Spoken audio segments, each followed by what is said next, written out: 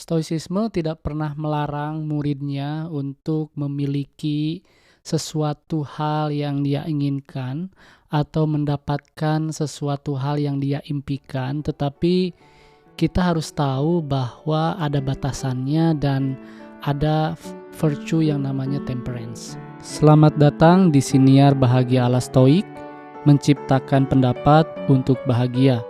Bersama saya Jason Herlambang. Siniar ini saya buat untuk menemani kamu yang sedang berlatih mempraktekkan ajaran Stoikisme.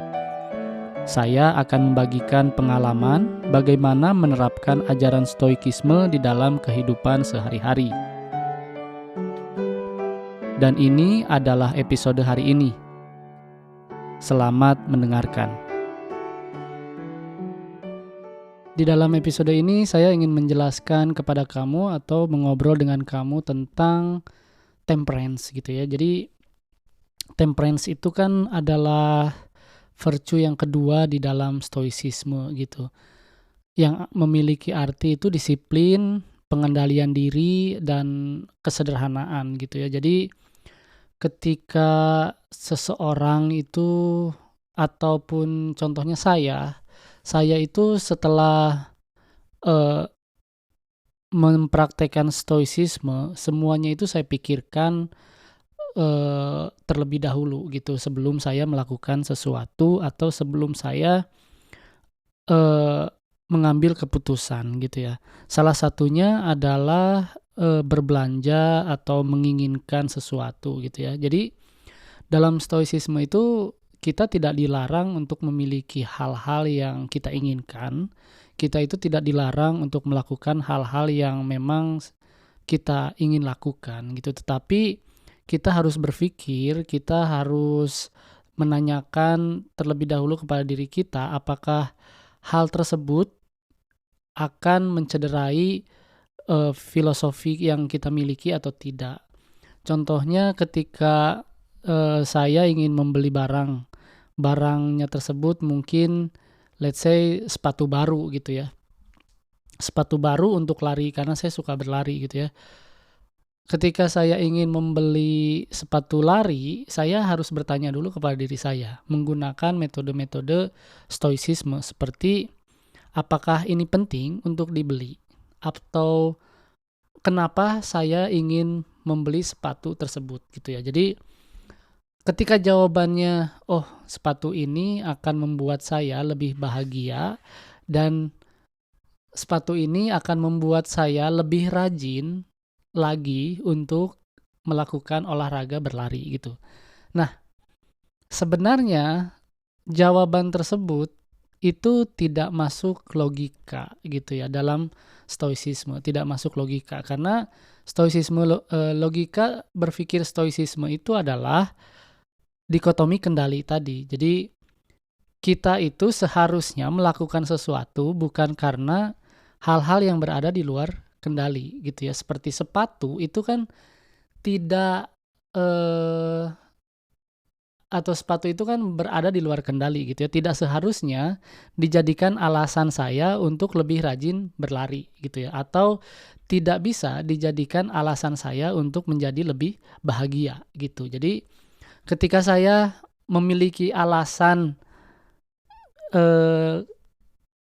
kedua atau ketika saya menggunakan alasan tersebut untuk membeli sepatu, maka seharusnya saya tidak membeli sepatu dengan alasan tersebut gitu ya. Karena ya seharusnya memang logika berpikir stoicisme itu tidak seperti itu. Karena kita kan ingin menjadi seorang stoik. Nah, ketika kita ingin menjadi seorang stoik, maka kita harus berlatih untuk berpikir seperti seorang stoik juga gitu ya. Jadi hal-hal berada di luar kendali itu tidak seharusnya dijadikan alasan untuk kebahagiaan kita. Dan juga hal-hal di luar kendali itu tidak seharusnya dijadikan alasan kita untuk lebih untuk melakukan hal-hal yang baik gitu ya. Jadi itu tidak boleh. Lalu bagaimana seharusnya atau bagaimana ketika kita menginginkan sesuatu, lalu apakah kita harus mengikutinya gitu ya? Ya, itu adalah sesuatu hal yang tentu saja kita harus kendalikan juga gitu ya. Jadi, eee, misalkan saya ingin membeli sepatu gitu ya, membeli sepatu. Alasan saya membeli sepatu itu karena ya saya memerlukannya gitu ya, saya memerlukannya. Tetapi kita atau saya harus mempunyai sifat indifferent terhadap sepatu tersebut gitu ya. Saya harus ingat bahwa alasan saya berlari itu bukan karena memiliki sepatu yang bagus gitu ya. Saya harus mengingatkan kepada diri saya, alasan saya bahagia itu bukan karena memiliki sepatu yang baru gitu ya, atau yang memiliki, sepatu yang berteknologi, up to date gitu ya. Jadi silahkan saja kamu memiliki apa yang kamu inginkan, mengerjakan apa yang kamu ingin kerjakan, melakukan hal yang ingin kamu lakukan, tetapi kamu harus ingat bahwa alasan untuk membeli, alasan untuk melakukan itu bukan alasan karena hal-hal tersebut akan membawa kebahagiaan, bukan.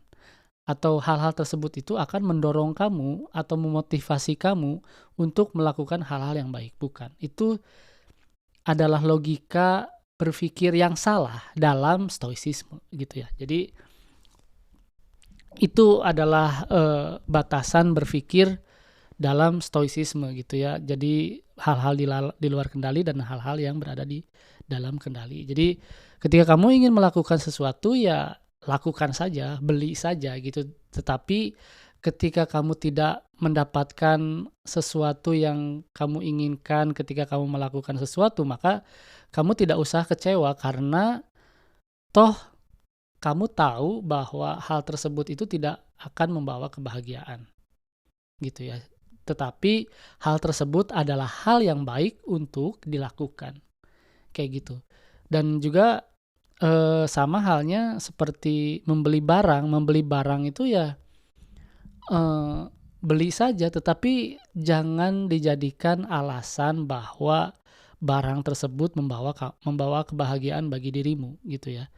Ketika barang itu hilang, maka ya kamu akan merasa sedih, kamu akan merasa kecewa, dan kamu akan merasa frustasi bagaimana caranya kamu membeli barang tersebut untuk, mendapatkan kebahagiaan yang hilang itu kembali gitu ya. Jadi itulah, cara berpikir seorang stoik seharusnya gitu ya.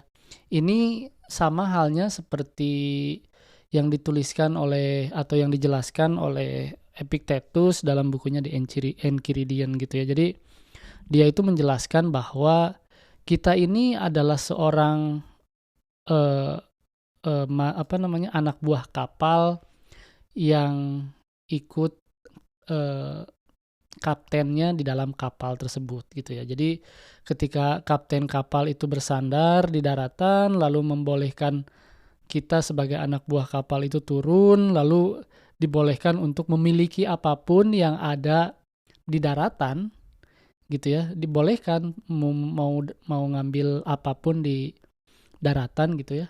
Dalam penjelasannya dibilang boleh mengambil air segar ya, boleh meminum air yang segar, boleh, eee, memunguti karang-karang yang ada di pantai, boleh mengambil apapun yang kamu lihat dalam perjalanan menuju darat gitu. Tetapi kamu harus ingat bahwa atau matamu harus peka terhadap kapten kapal tersebut gitu ya. Ketika kapten kapal tersebut memanggil kamu, maka kamu harus kembali ke kapal tersebut gitu ya.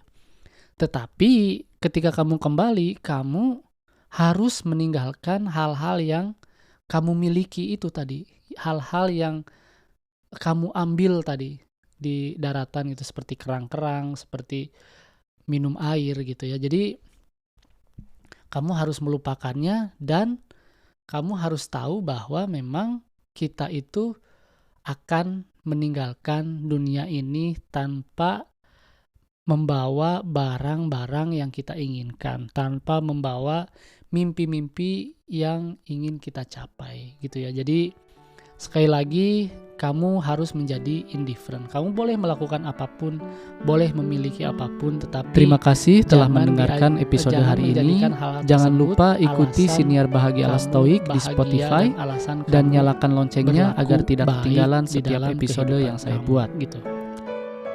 Saya juga membuka keanggotaan dengan cukup membayar $3 Amerika atau sekitar Rp45.000 setiap bulan. Dan kamu bisa mendengarkan episode Memaknai Hidup Bahagia ala Stoik yang berisi cerita saya selama seminggu dari jurnal pribadi saya. Jangan lupa juga untuk ikuti dan berlangganan @Bahagia ala Stoik di semua kanal media sosial, TikTok, Instagram, dan YouTube. Sekali lagi, saya ucapkan terima kasih. Sampai jumpa di episode berikutnya.